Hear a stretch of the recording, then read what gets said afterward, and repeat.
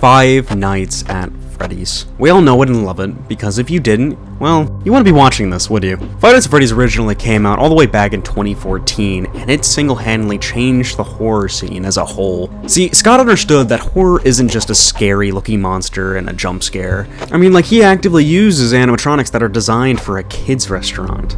He understood the meaning of the word suspense. The jump scare itself was never truly that scary, but the atmosphere, the build-up, knowing that at any moment something could jump you, and that there was nothing you could do about it from your little claustrophobic security office, that's what made it scary. But that's not what we're here to look at. This video was originally going to be about Scott's forgotten game, until I saw all of this. FNaF fan games. Oh my, there's so many. So hi, I'm Pindar, your host, and I like playing video games. And today I decided that I'm going to play 5 FNaF fan games, with the only defining factor on my choices being that I thought the game looked bad. And while I would have played the games that I showed off in the thumbnail, 1, this one isn't even appropriate apparently, and 2, these games all cost money, and literally, unless someone's actively paying me to play these games, I'm not dropping cash on it. And lastly, before we start, I'm going to go ahead and separate each of these games into 3 simple segments as I talk about them. The first being just the explanation, where I give a quick rundown of the setting of the game and why I chose it over others. Second will be gameplay mechanics, where I show off my gameplay and the game's mechanics. And finally, my review on the game, which, I don't know, we'll do it out of like 5 Freddy's. Yep, alright. And with that, let's go ahead and get started on our first game. You're an ambitious paranormal investigator searching for his big break, when you're presented with the opportunity of a lifetime. $25.99. You jump at the offer, but everything comes with a catch, and Roner and his friends are keen to teach you that. Can I say this is a trilogy? This game honestly just looked really funny to me, and I found it on Steam when I was looking up Five Nights at Freddy's, and like, it looks and probably was made by a teenager with a PC in his free time, which, you know what? Props to you. Let's go ahead and see if your game's as great as it looks. Yeah, that about checks out. Five Nights at Roners obviously takes a lot of its elements from the Five Nights at Freddy's franchise, otherwise I wouldn't be adding it to a list of FNaF fan games. The camera system works functionally the same as the one in FNaF 2 and 3, not taking any power to use. Ignore this in the corner, we'll get to it later. And you click on the cameras to look for the ghosts, with one of the cameras being disabled. There's no flashlight or doors to close. Instead, you have a door in which you can see if the ghost is about to get into your office, and a closet in which you can use to hide in. When it comes down to the ghost, there's only about 3 things to do, in which I'll explain it with each ghost. On the first night, you'll have Roner, which is this guy, and if he's in the doorway, you just hide in the closet for a little while. Now on the second night, we get both James and David. James is the more prevalent of the two, and works almost identically to Roner, except instead of hiding, you just kind of stare at him, and he'll go away. Similar to shining the light at Foxy in FNaF 2. And then we have David, the Mexican, who loves eating tacos. So as long as he has tacos, which you can find and click on the camera system, he's chill. Yes, that's the actual mechanic. And the final ghost is Gason, who is in the room without a camera. Now he loves working out and protein powder, but when he runs out, he'll come and he'll try to kill you. You know when this happens because it just... yeah. And then you kind of just treat him exactly the same as Roner and just hide in the closet for a minute. And this weird battery thing only really becomes an issue on night 4, which now there's a virus dog. And if you stare at it, it'll disable the camera system and take away 1 power. What happens when it hits 0? I have no idea. And here's some of the jump scares from the game.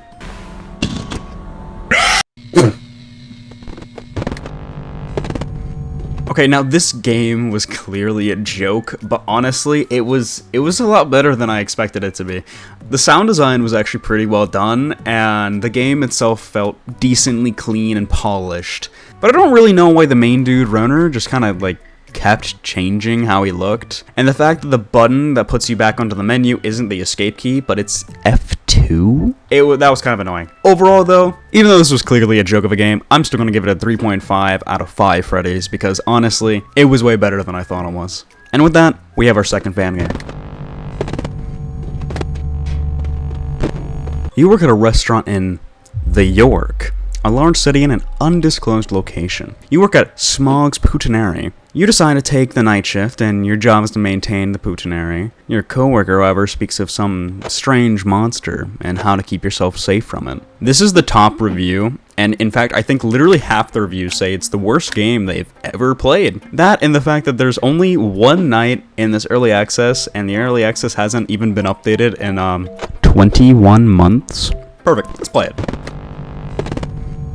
Okay, same concept because they're all FNaF fan games, so just from here on out, unless I state otherwise, there's a camera system that you use to look around the building. Okay? Okay. Now, this game only has two real mechanics, which is the radio and sanity. The radio is apparently a piece of junk that'll turn itself on occasionally, or, in my experience, literally every 5 seconds. You don't want to leave the radio on because it'll attract him. The other major mechanic is your sanity, which, according to the phone man, you have to turn the light off in order to hide from the monster, but the longer that your light is off, your sanity drops, and apparently keeping the lights off too long... Keeping the lights off too long give you a heart attack. And, yeah, that's kind of about it, so you just keep your sanity up, keep the radio off, and hide from... him. They weren't wrong. After playing, I actually wish I got to play these joke review versions of the game. The actual recording for the night was about 8 minutes, and 4 of those minutes were just me listening to the stereotype Mexican man on the phone who wasted more time rambling about nonsense than actually helping me. The radio was really annoying to keep turning off since the turn speed is just... oh my god. The light right here that's supposed to show the monster be standing in the doorway literally is just pointless because you can see him anyways. And when the night ends, you don't even get the classic, you know, like, yay. It just throws you back on the title screen. And while I wanted to show the jump scare for you guys like I did for the last game, I don't think the monster can kill you. I genuinely don't think there's a jump scare. I tried. He just stood there in the window from 3 a.m. to 6 a.m.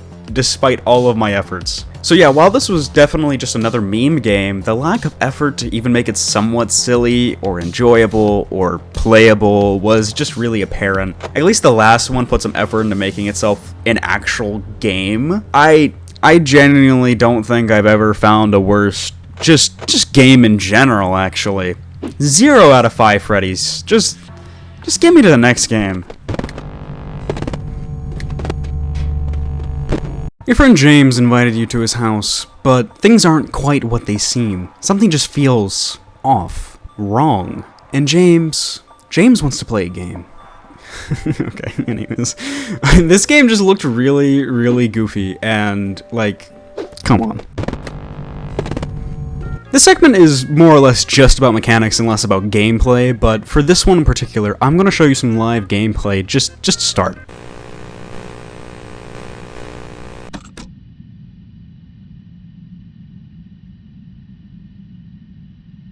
It's boring. It even says it's boring in the logs on GameJolt. I just want to get that out of the way for later. So there's James, and James again for enemies. Night 1, there's only Happy James, and Happy James is rather simple. He moves around, and when he gets to a certain spot, you lock the door on him, kind of like Foxy in the original FNaF, and it stops him from getting to you. Night 2, you have to deal with Sad James, who is essentially always next to your door. Occasionally, he'll peek into your room, in which you have to put on just the FNaF 2 mask, and then he'll go away.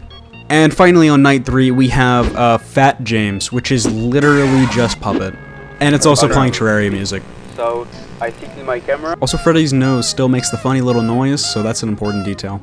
And that's all I have to say, because I literally couldn't deal with this game anymore enough to go to night 4. Here's the jump scares.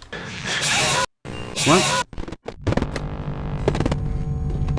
This game was just boring. It just bored me. Like, is it playable unlike some other fan games? Yeah, but I'd still rather be waterboarded than play this game again. I hit night 3 and I was just done. I couldn't do it anymore. The dev also didn't put a timer on the Fat Puppet's music box until after the phone call was done explaining how to deal with him. So you can also just die while he's talking, which was kind of annoying. Also, the atmosphere just looking, it's just FNaF 3. It's just FNaF 3. To put it simply, I could not enjoy this. It felt more like an idle simulator than anything, but This was made by an actual teenager who is younger than myself, and the pixel art and sound design for this game was actually pretty well done. So 1.5 Freddy's and a cupcake out of 5. Freddy's a sick and cool dude, and he wants to have a radical night, but the surveillance cameras stand in his way. With help from the FNaF gang, Freddy must destroy the cameras so that he can have the time of his life, which he does by... Okay, this game actually has like a lot of downloads and comments on it, and I found out from a friend that Markiplier played this game too, and I had no idea, but that explains so much. I just chose it because it seemed like an absolute joke and looked hilarious.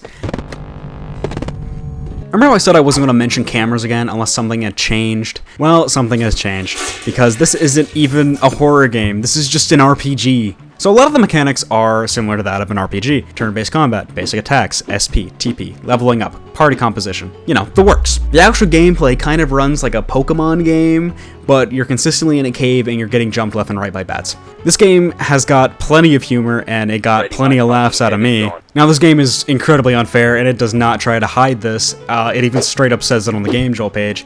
So I basically had to save every other encounter to make sure I didn't lose all my progress. But I really, really like RPG games, so I kind of got lost in the sauce and played this for straight 2 hours or so before realizing that I had other fan games that I had to play, and that OBS crashed 20 minutes in. Sadly, there was just actually way too much to do in this fan game, and I don't have enough time to play it through and get this video out on time. But the link for all of these games are in the description, so if you like RPGs and you hate yourself, you should give it a shot. Overall, I actually had like a lot of fun playing this, more than any other fan games before this. The difficulty was mildly annoying because it literally meant I couldn't go and get my footage back without wasting another 2 or so hours, and most of the footage lost was probably just me grinding to level up and then die to a boss. But this is a game that I'd probably be willing to come back to, honestly. I could make an entire video about this game alone, and I don't know, maybe I will. You should tell me if I should. Where, you ask? Well, you can comment, or you can join the brand new Discord that I made, where you can talk to, nobody, and make suggestions for games that I should make a video on, vote on video ideas, and get notifications for new videos. Yeah, okay. 4 out of 5 Freddy's for this fan game, and we're on to the final game.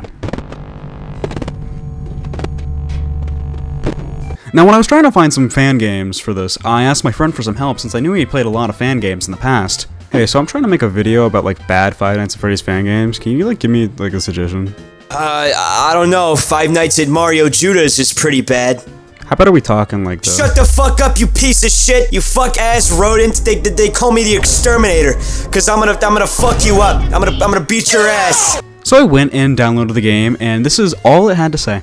Cancer FNaF fan game.